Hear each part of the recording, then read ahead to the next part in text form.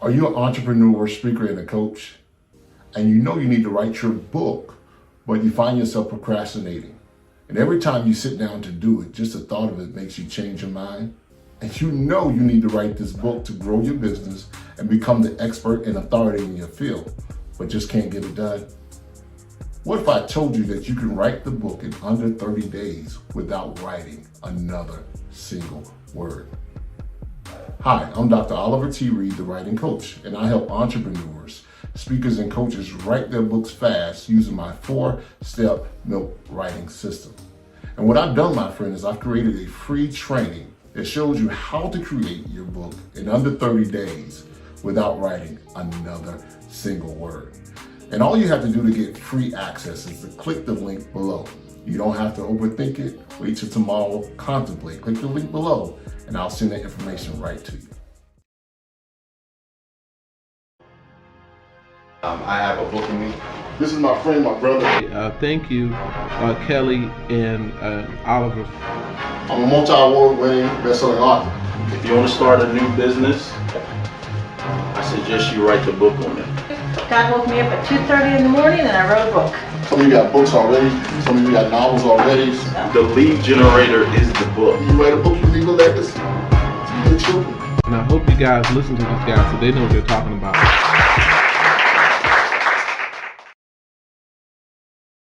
What's up, everybody? I'm the publisher, Mr. Kelly Cole. I'm the writing coach, Dr. Oliver T. Reid. Welcome to Books-N-Brothas Podcast Live. And here with a special guest, my big brother. What's up? My turn. My turn. Hey, I'm just happy to be here. And you know what? That could be anyway, but I chose to be here today. I'm sorry. Tell the people who you are. We know you're not Ray Charles or Jamie Foxx. Tell the people who you are. I'm the big bro. I'm the pastor. I'm the former deacon. I'm the current pastor. I'm everything that you need me to be, as long as there's a check attached to the end. But Rodney Johnson, comedian and author of a book. And when you are author of a book, that opens up doors. Better get yours. All right, so the title of his book is 50 Posts and a Piece of Toast. The interesting thing about, Rodney's book, and when I published it, me and his sister kind of had the same idea. I saw him making these posts, and he didn't know I was saving every one of them and was going to send it to him as a book, but your sister had the same idea. So tell us about how the book came about. Well, first of all, I never wanted to be a writer, but a lot of times in life, the things that you don't want to be, you end up becoming. Didn't want to be a pastor. Didn't even want to preach. I wanted to be a comedian, travel the world, which I did do until the Lord laid it on my heart to plant a church.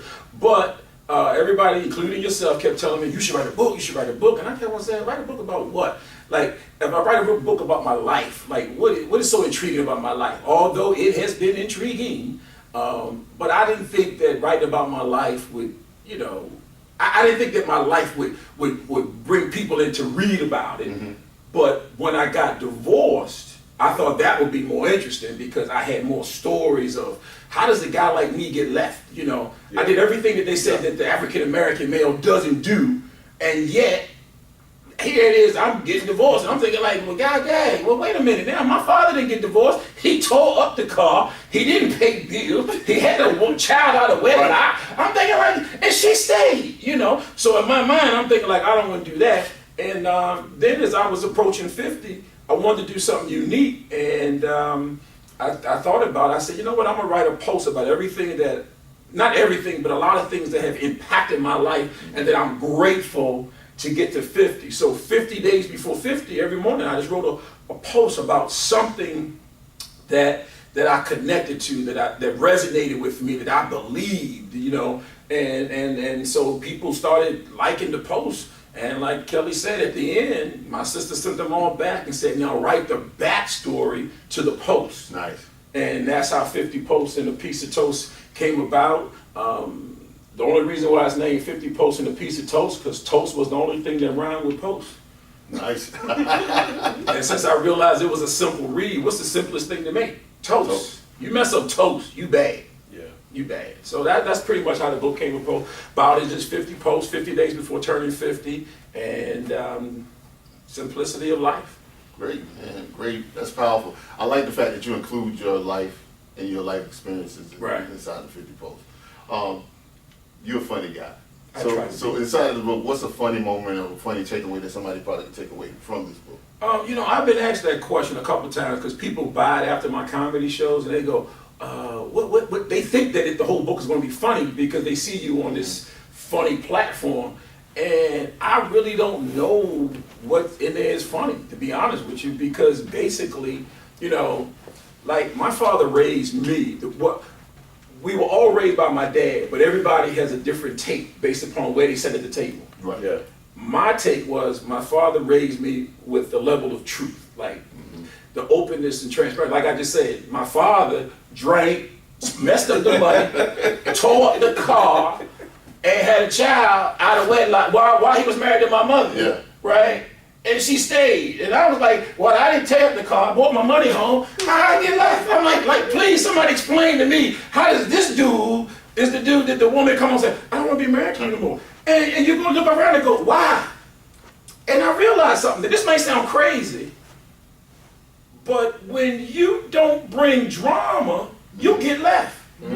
They fight for the drama. Let's talk about that. They do. They fight. It's like wait a minute. I want my daughter to be with a dude like me. Right. Not a dude like my father was, but that's the dude that they run after because it's always this approval that we have to have. And mom, he is worth it. I'm telling you. And your mother's telling you, he no good. And she goes, yes, he is. And they will hold on until the... I'm sorry. Do I sound like I have some issues? No, I don't. But it's part of the conversation. So the book, I don't know what's funny in it, it's just, like one of the first posts in the book is, there's nothing wrong with spending the last $20 on the one you love. I remember sitting in church and we had a guest speaker, because he wasn't a preacher, he was a guest speaker. And please stop calling guest preachers guest speakers, because they're preachers, they're not speakers. Anyway, that's another whole topic.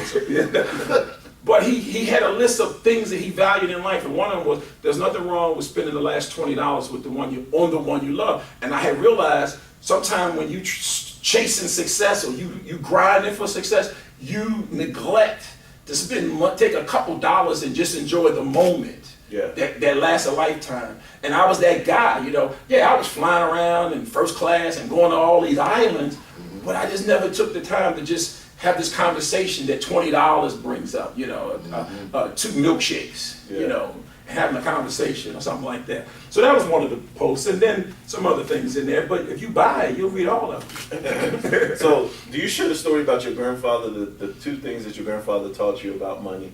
Do you share that in That's the in book? there, that's in there. Share that a little bit. Real quick. My grandfather, he never really grasped the English language. You know how it is, you got those relatives from down south. And so one day I saw my grandfather walking. My grandfather lived in an apartment his whole life because he never wanted responsibility. That's just what he did. Now, my grandfather lived in an apartment his whole life. I know my grandmother wanted a house, but for 75 years she stayed with my grandfather, living in the apartment. I get left in the house that I think my grandmother would have wanted one day. But anyway, my grandfather, I said, Pop, what's wrong? He the old man told me, hey, Jane, he always talked about himself in the third person. He the old man told me, oh, Jane Wolf didn't pay his rent. Jane Wolf pay his bill.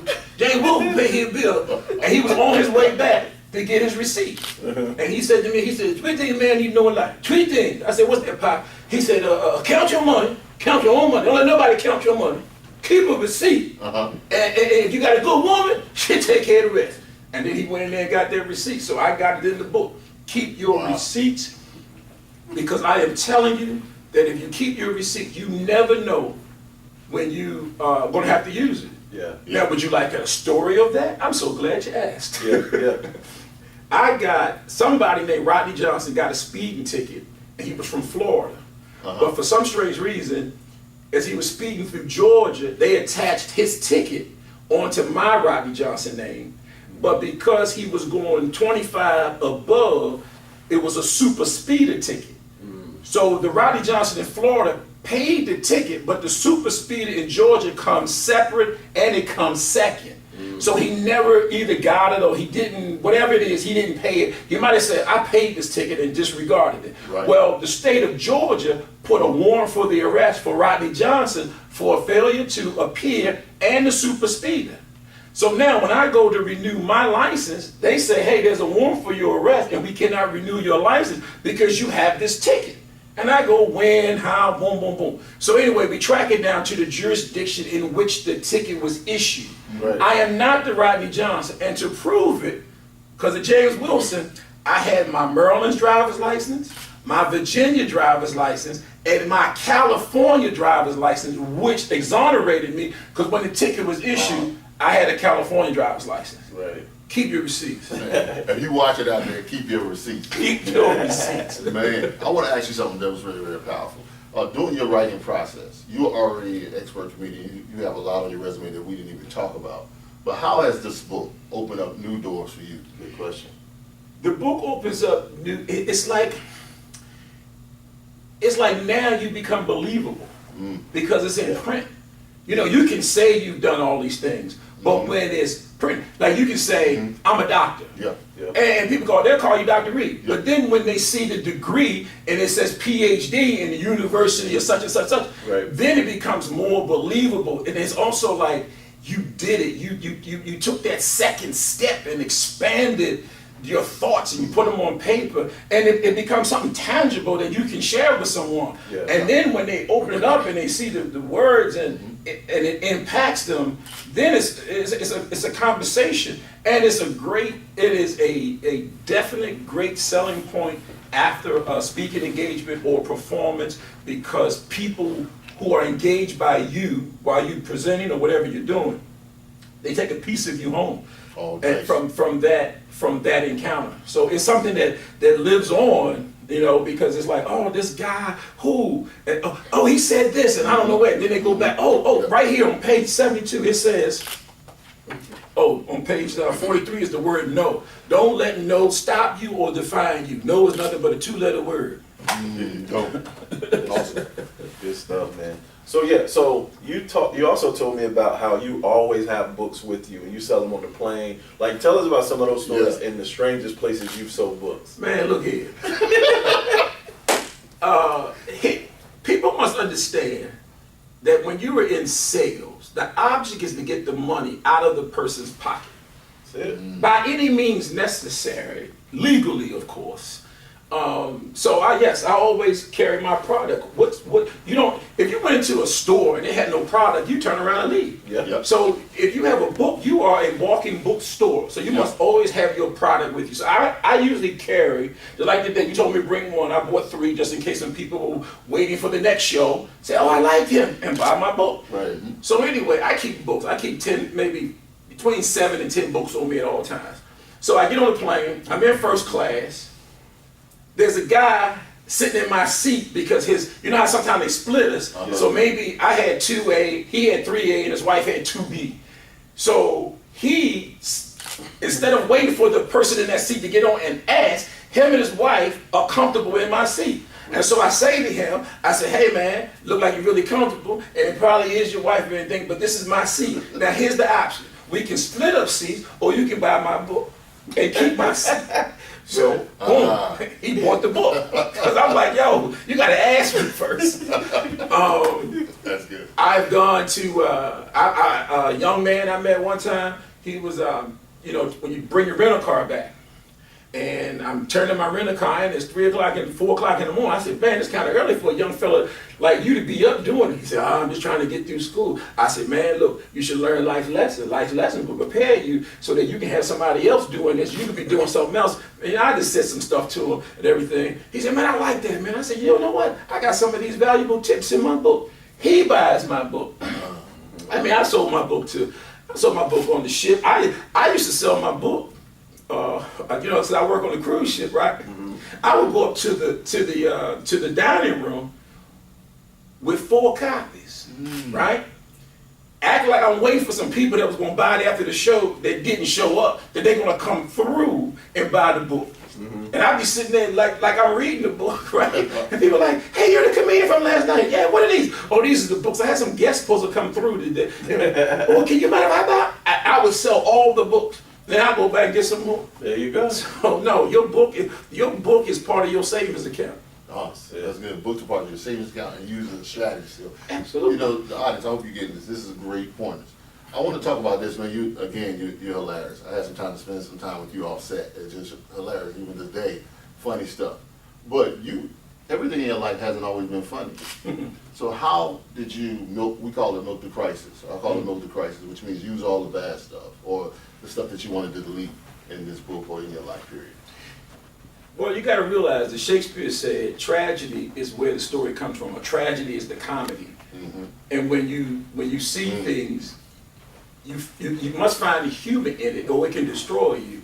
I talk about being in debt. When my ex-wife and I decided to, separate, I was $250,000 in debt in the year of 2006.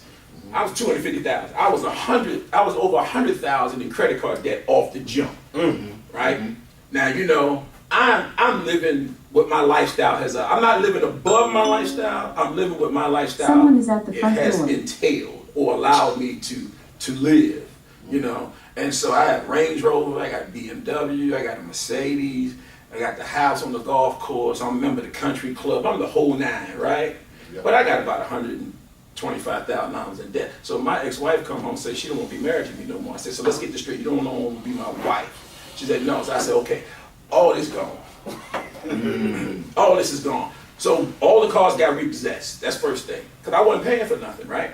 And so out of that, you find the comedy, because you look back at yourself and say, boy, you must have been crazy buying all these cars and doing all these things. And so I found a way to turn it into the humor because it was funny at the end of the day. Even my aunt called me and said, you've always been my most sensible nephew. You have lost your mind doing these things that you're doing. And so in the abyss of your destruction, you got to laugh your way out and find the humor, because it doesn't take you out. Because those things didn't define me. Those things were just things that I was able to, that afforded me a comfort in life.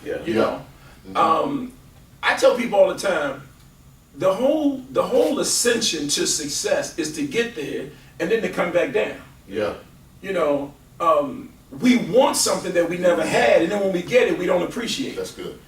I'm just gonna be honest. I remember the first time I traveled with my wife in first class. She was excited.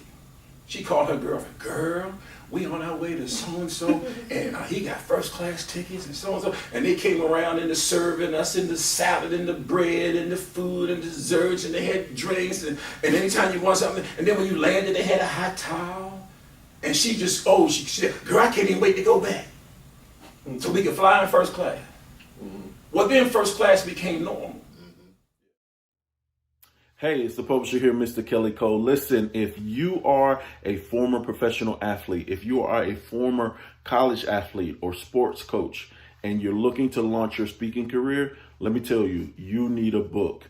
If you're already out there speaking and you want to attract more high-paid speaking engagements, you need a book. It's not about creating more content to post on social media. It's not about recording a bunch of videos. It's not about doing more podcasts. The number one secret to attracting more high-paid speaking engagements or even launching your speaking career is a book. Hey, I'm the publisher, Mr. Kelly Cole, and I help former athletes and sports coaches create best-selling books in 30 days to launch their speaking career, even if they hate writing and don't know where to start. So for the first time ever, I've created a free case study video that will not only show you how to write a book from scratch in as little as 30 days and become a best-selling author, it will also show you how to attract more high-paid speaking engagements. Now, to check out this free case study video, click the link that says learn more or go to booksforathletes.com. Real quick before you go, do not go if you're not a former athlete or sports coach, because you won't find any value in what I'm about to share. And don't go if your book is already out and already on Amazon. You won't find any value in what I share over there. But if you are a former athlete or sports coach, know that you need a book, or already out there speaking and you want to launch your speaking career, go check out that link now. Writing a book is not as hard as you think. It doesn't even matter if you don't know where to start. My case study video will show you how to start and get it done and onto the bestsellers list. So go now. One time we was flying first class, and I said, baby, you want your meal? She said, I I'm just gonna sleep. And the reason why I reflected on that moment is because as I was sitting there with my wife in first class, this other guy and his wife walking through first class, and his wife said, "Ooh, I would love to fly in first class." And in my mind, I'm saying, as long as she want to fly, she'll be right there with you. Because the moment she do fly, she'll be asleep like this one over here. And I'm telling you, instead of you always having that level of appreciation, people don't. Because it's hard. It's hard to maintain that excitement when it's become your norm. You know, it's normal to fly in first class. So there's no more excitement in it. They go to sleep. They don't even eat no more. My last question. So you talked about, you know, appreciating the ascension to success, right? What is the key to success? You told me this story before. I want them to hear it. Tell us a little bit about the story, about the Sinbad story, about the key to success. That's what happened. Man. That's good. Man, listen. I have never wanted to be no one else but me. You should always want to be who you are.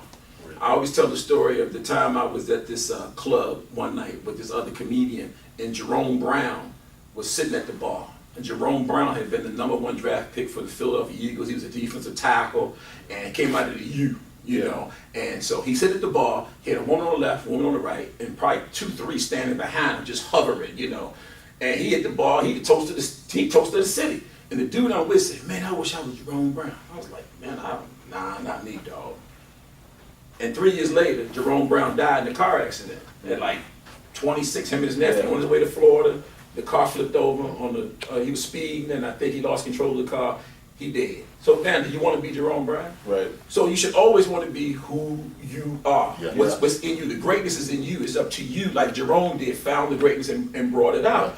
So as a young comic, you know, I had admired Sinbad. You know, I seen him on Star Search, and I liked how he performed and everything.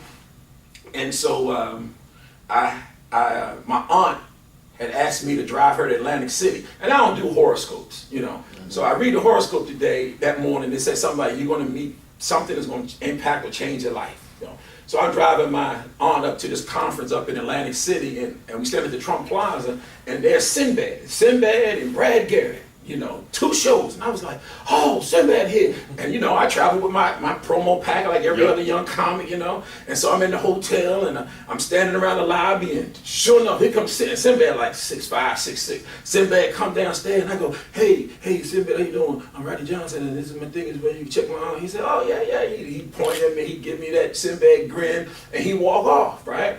But I knew a girl there because I had performed in Atlantic City before, and she said, "I can hook you up and get you some tickets to go to the show, but I got to go with you." I said, "Sure, no problem." You know, he's trying to holler at a brother, you know what I'm saying? But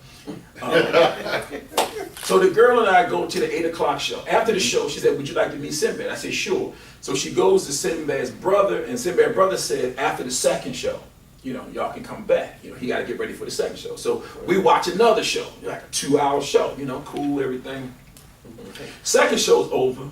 We get backstage, and there's a lot of people, and you got to have timing and everything, and people are, you know, milling around talking, everybody's pulling at each other and everything. And finally, after being back there about 20, 30 minutes, I see Sinbad goes back to like his dressing room to get his clothes and everything. So I say, "Okay, by himself." I make a beeline, and you know, I go, "Hey, Sinbad. Hey man, how you doing, Rodney Johnson? Hey man, can you tell me what's the key to success?" He said, "Keep working, keep being funny." And then he walked off.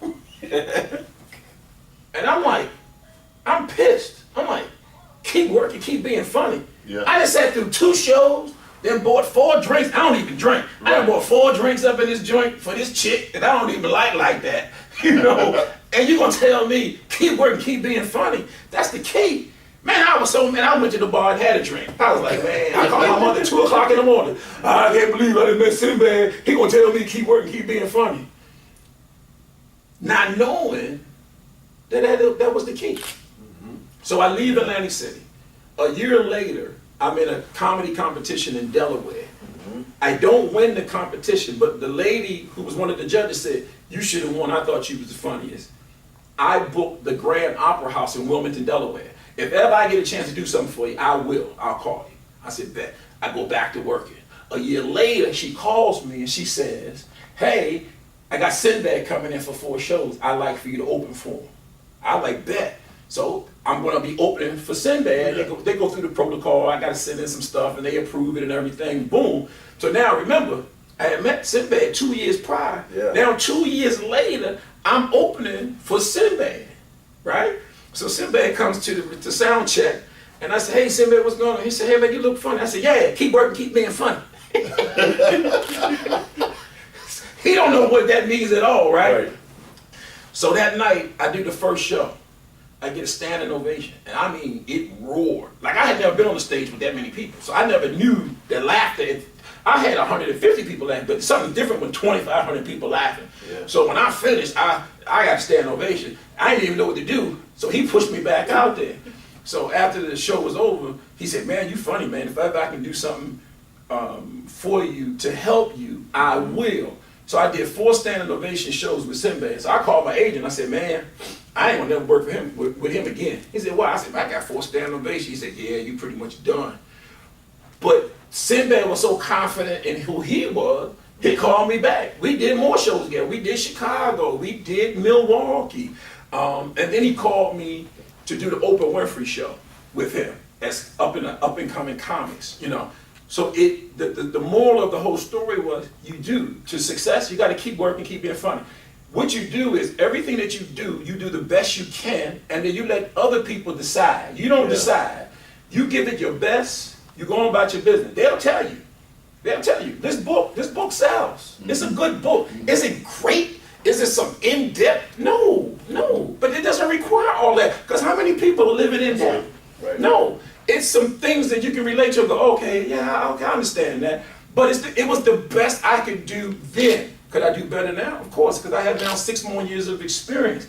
So that whole incident with Sinbad taught me to keep working, keep being funny, it's like you guys, you keep working, you'll get better, and the more reps you do, the better you become, and the more intriguing it'll become to people, and it'll find its market because people will push it in the direction. This was really good, and they'll push it over here, and this guy was really good, and they'll pull him out and put him over here, and you just keep working, because you don't know.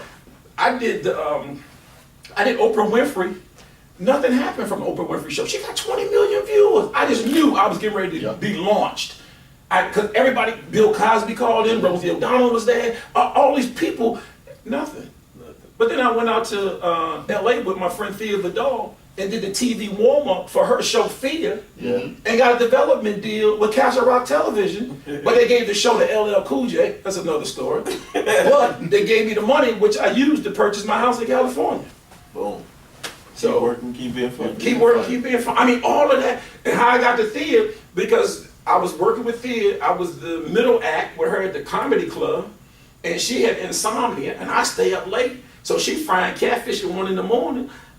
I go hang out with her just because she can't sleep. So I was keeping her company till she got sleepy. So when she got the show for Thea and they needed a warm-up, she called our agent with the same name and said, hey, what's the name of that guy that I worked with in Dallas that I liked? And he said, Rodney Johnson. Yeah, ask him, can he do the show for me? So I did the show, come up there, I get the development meal from Castle Rock.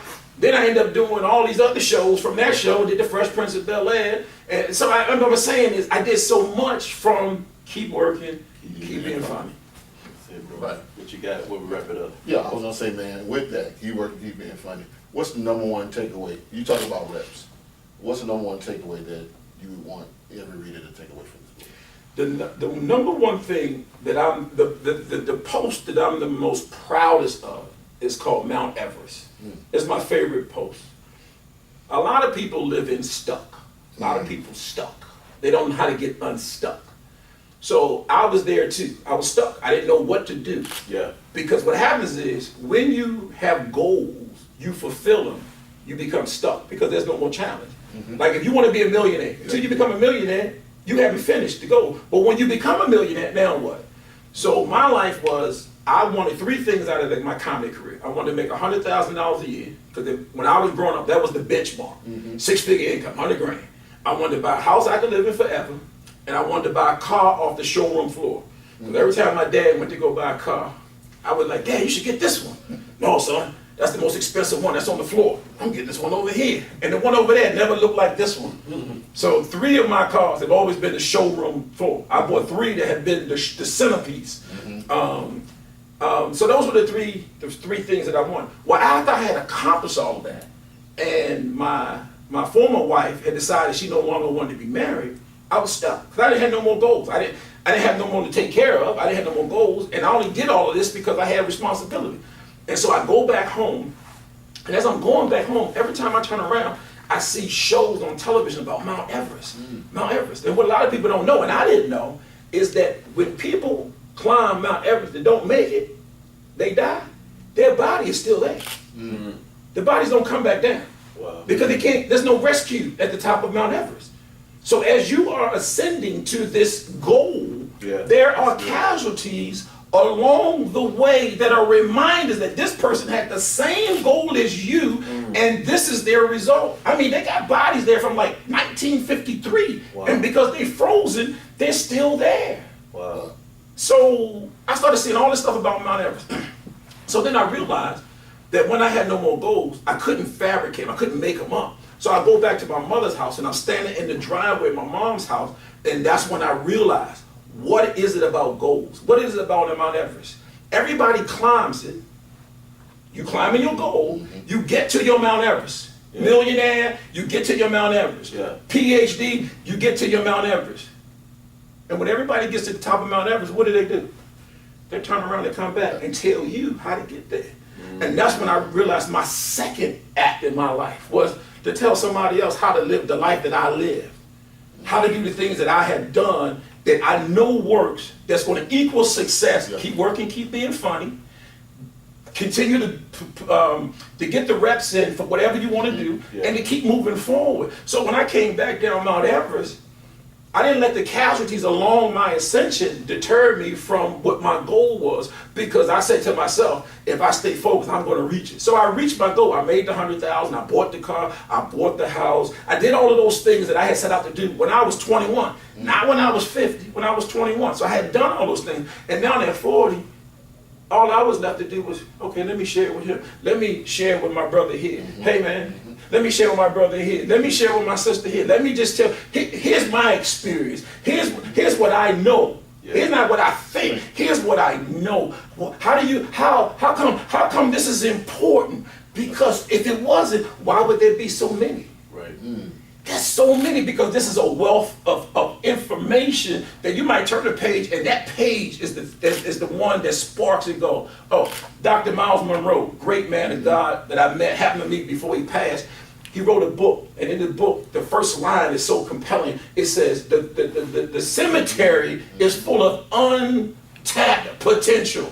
People who didn't even tap into their being here. And I was like, golly, that's so profound. The graveyard has more potential than what's walking around. And you're walking around dead with potential because you haven't tapped into it, because you're scared of this, or all the people who have died on the way up to Mount Everest. It doesn't mean it's going to take you out. Right. But not saying that they failed or anything like that for whatever reason, but they did aspire to get to that goal. And that's one thing, most people are sitting on the sideline. At least these people died trying. Come on. You didn't even try. You ain't even trying. And you dead while you alive. Wow. Can't end it out no better than that, big bro. Man, but listen, I need a 2-hour special. Listen, tell the people where they can get, if they want to book you to speak, to preach, to do some comedy, where can they find you? Man, I don't know. Just tell them to call me. Just call me. Call him. My big bro. Just call me. You can pick up his book on Amazon. Because I don't have all that Instagram, Twitter, tweet me, and I don't listen. Call Kelly Cole. I'll hook you up. His book is on Amazon. 50 posted a piece of toast. Thank y'all so much for watching this evening, big bro. You got something? Man, this is my one. Thank you, man. This is great. Thank you. Appreciate you. All right. Any final words, bro? Yeah. Get the book. It's on Amazon. I got grandkids. Thank y'all so much. See you in the next episode. You woke up this morning, it's a blessing. What a wonderful time it is to be alive. I am happy, healthy, wealthy, whole. I am happy, healthy, wealthy, whole. I am happy, healthy, wealthy, whole. I am happy, healthy, wealthy, whole. Happy, healthy, wealthy, and whole. Happy, healthy, wealthy, and whole. I am happy, healthy, wealthy, whole. I am happy, healthy, wealthy, whole. I am happy, healthy, wealthy, whole. I am happy, healthy, wealthy,